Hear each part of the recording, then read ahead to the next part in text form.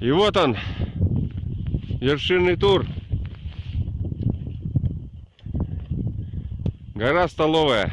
Сказочные красоты и могущественные горы Джарахского района привлекают не столько туристов, сколько любителей экстремальных видов спорта. Традиционно там проходит и новогодний слет покорителей вершин. Альпинисты уже совершили 7 восхождений, 1Б и 3Б категории. Не забывают здесь и о тренировочных занятиях.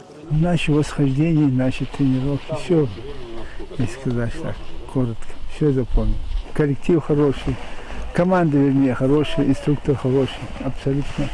Пока родители отрабатывают свои знания, дети тоже времени зря не теряют.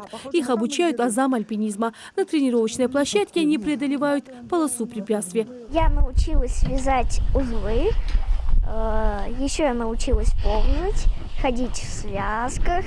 Мне больше всего запомнилось, как мы спускались из домика на дереве. В этом году в альпинистском лагере впервые значок альпиниста России вручают ингушу-экстремалу. Беслану почти 65 лет, а после восхождения на вторую вершину ему еще вручили книжку альпиниста с записью о восхождении. Теперь скалолаз на пути получения спортивного разряда по альпинизму. Первый ингуш, который получает книжку Валя. Помимо восхождения на горы, альпинисты также в рамках фестиваля принимают участие в самых разных конкурсах и соревнованиях. Таким образом, им удается проверить свои возможности в этом экстремальном виде спорта. В веревочном парке, к примеру, ничуть не легче, чем в восхождении. У меня практически не было опыта технических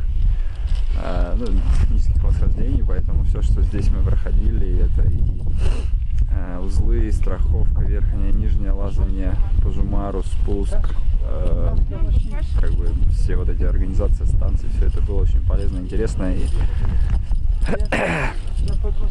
самое для меня ценное, что мы все это закрепили на практике, на 2 восхождениях. Вот, и очень много из того, что проходили, применили во 2-м восхождении на вершину, которую мы сделали вчера, Джарлан Центральная. Ни минуты свободного времени, и время очень насыщенное, все очень интересно и без надрыва какого-то. Все в игровой форме. Даже то, что мы там лезли на скалу, это было сложно, где-то страшновато, но все равно воспринималось легко.